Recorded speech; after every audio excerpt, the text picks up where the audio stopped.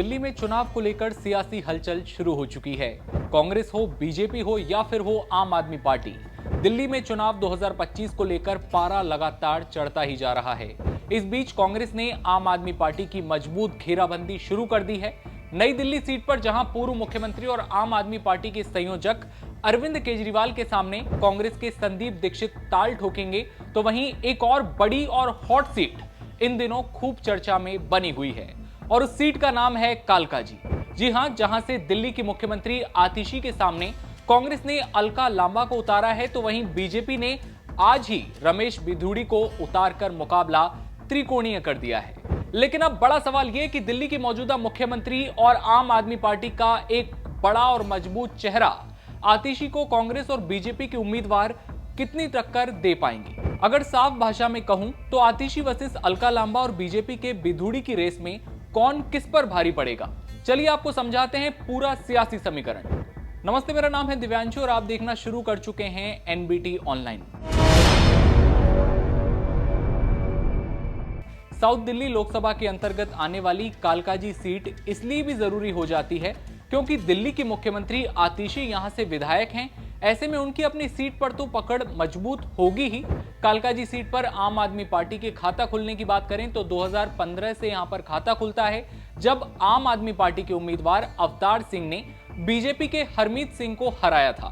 साल 2020 में जब आम आदमी पार्टी ने उस समय की आप नेता और वर्तमान मुख्यमंत्री को मैदान में उतारा तो सामने थे बीजेपी के धर्मवीर।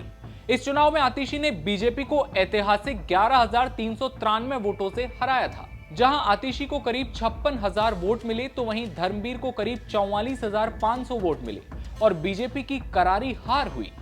बात करें कांग्रेस की तो एक समय पर यह सीट कांग्रेस का गढ़ भी रही है।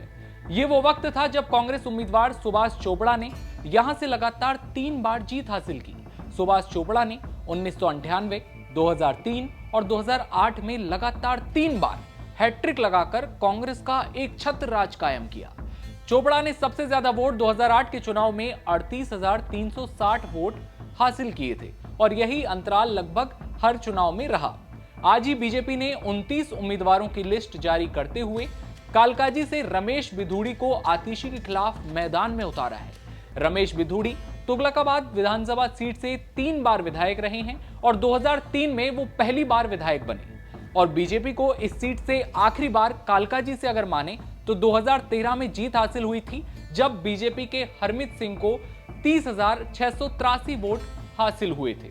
अब कांग्रेस से अलका लांबा, आप से आतिशी और बीजेपी से रमेश बिधूड़ी आमने सामने होंगे। इस सीट पर कांग्रेस ने 3 बार, आम आदमी पार्टी ने 2 बार और बीजेपी ने 1 बार जीत हासिल की। यहां से शिरोमणि अकाली दल ने भी 2013 में जीत दर्ज की थी, जो कि बीजेपी के साथ थी। यहां से भाजपा 5 बार चुनाव में दूसरे नंबर पर रही है।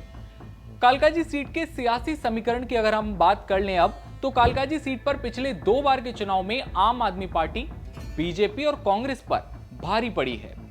हालांकि इससे पहले के 3 चुनाव तक इस सीट पर कांग्रेस का एक छत्र राज कायम था, जैसा कि हमने पहले आपको बताया। इस सीट पर दलित और पंजाबी वोटर्स निर्णायक भूमिका में होते हैं और इसी के साथ ये सीट बहुत ज्यादा निर्णायक भूमिका हमेशा से निभाती आई है। दलित और पंजाबी वोटर्स की ये सीट जो है बहुत ही ज्यादा इंपॉर्टेंट इसलिए हो जाती है, हॉट सीट इसलिए हो जाती है क्योंकि यहां पर एक तरफ दिल्ली की मुख्यमंत्री आतिशी होती हैं, तो वहीं अलका लांबा कांग्रेस से, और अब आज जैसे ही सीट आई बीजेपी की 29 उम्मीदवारों का नाम घोषित किया गया, जिसमें एक नाम था रमेश बिधूड़ी का। रमेश बिधूड़ी का नाम आते ही ये मुकाबला कालकाजी सीट का त्रिकोणीय मुकाबला हो जाता है। अब भैया ये तो देखने वाली बात होगी कि किस तरह से इस सीट पर ये त्रिकोणीय मुकाबला आगे बढ़ता है, कौन रेस में आगे रहता है, कौन पीछे रहता है और कौन कछुआ चाल चलते चलते सबसे आगे निकल जाता है। लेकिन एनबीटी ऑनलाइन हर सीट पर नजर रखे हुए है और तमाम सियासी समीकरण सबसे पहले देखते रहने के लिए आप बने रहिए एनबीटी ऑनलाइन के साथ। मैं दिव्यांशु राठौर, कैमरे के पीछे है मेरे साथी रोहित। नमस्कार।